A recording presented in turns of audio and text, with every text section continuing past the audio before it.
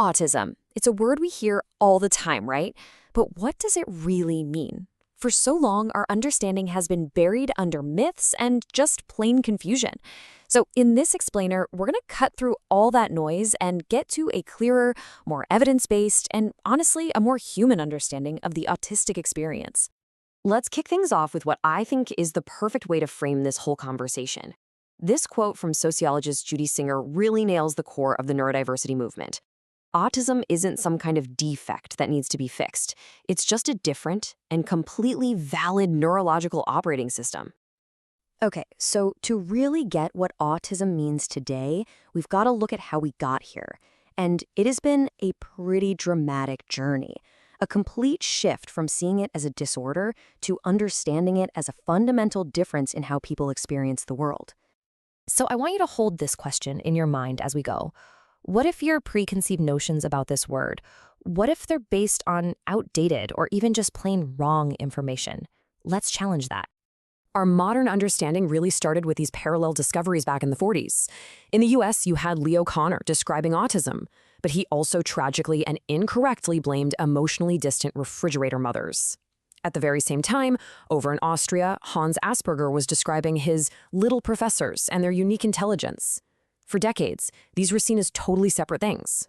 But then, in the 80s, a researcher named Lorna Wing connected the dots. She proposed a single continuous spectrum, which totally paved the way for the real game changer in the 90s, the neurodiversity paradigm.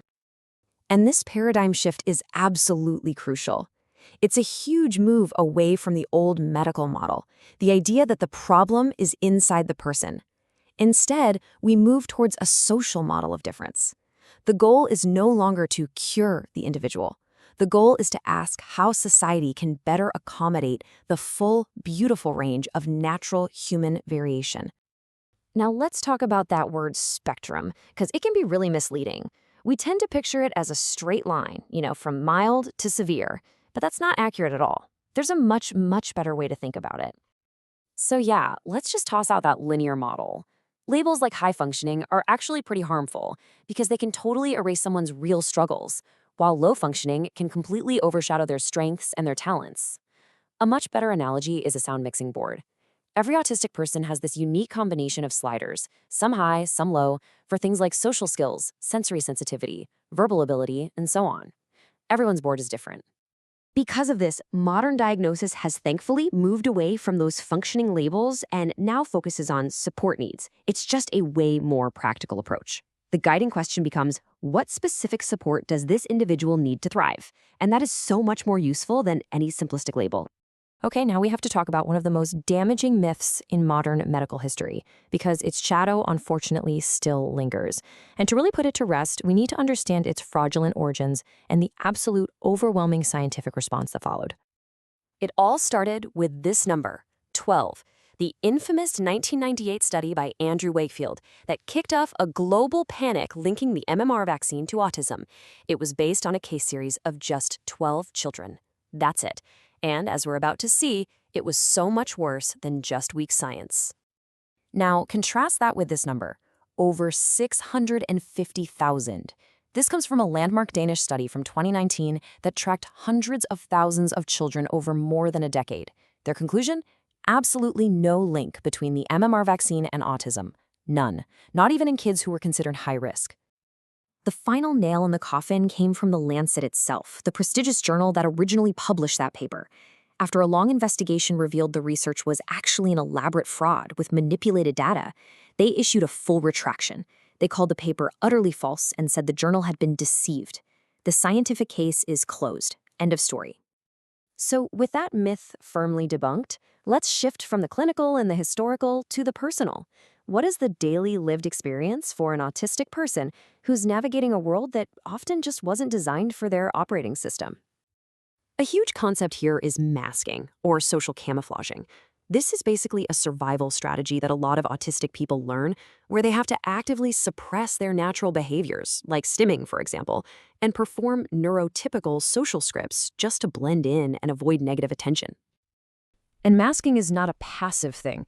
It's a constant, high-level cognitive performance. It involves constantly mimicking gestures and social cues, mentally scripting out entire conversations before they even happen, and actively suppressing natural instincts. I mean, can you just imagine how utterly exhausting that must be? And the long-term cost of that exhaustion is something called autistic burnout. And this isn't just feeling tired. No, it's a state of complete and profound collapse from the cumulative stress of all that masking and sensory overload. It can even lead to a loss of skills, making tasks that were once manageable feel totally impossible. So knowing all of this, where do we go from here? Well, the path forward isn't just about knowing that autism exists. It's about a much deeper, much more active commitment. This distinction right here is so important. Awareness is passive. You can be aware of something from a safe distance and do nothing. Acceptance? Now that's active. That means seeing autism as a valid and valuable part of human diversity and then taking actual steps to create a more inclusive world. And this is all powered by the social model of disability. It's a really simple but totally revolutionary idea. It says a person isn't disabled by their body or their brain. They're disabled by societal barriers. The problem isn't the person in the wheelchair. The problem is the building that only has stairs and no ramp. So what does building those ramps actually look like? Well, in schools, it means using flexible teaching methods that work for everyone. In workplaces, it means maybe replacing traditional interviews with tasks that actually test someone's skills. In our communities, it can be as simple as offering sensory-friendly hours at stores or museums. And, for all of us, simply communicating clearly and directly. That alone makes a huge difference. Ultimately, acceptance starts with each of us. So I'll leave you with this question. Looking at your own school, your workplace, your community, or even just your own communication style, what is one barrier, just one, that you can help remove?